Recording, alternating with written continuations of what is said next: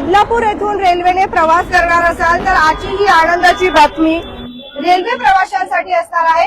कित्येक दिवसांपासून आपण ऐकतोय की बदलापूर येथून 15 डब्याची लोकल ट्रेन धावणार आहे अशी माहिती मिळते, परंतु अखेर आता 20 जुलै 2026 म्हणजे सोमवारपासून जे आहे बदलापूर येथून 15 डब्याची लोकल धावणार असल्याची माहिती जी आहे ती मिळालेली आहे।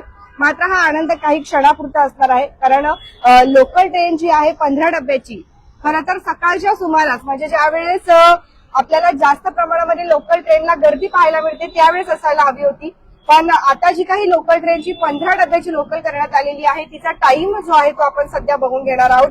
सर्वप्रथम आपण बघूया की किती लोकल जे आहेत त्या 15 डब्याच्या करण्यात आलेल्या आहेत।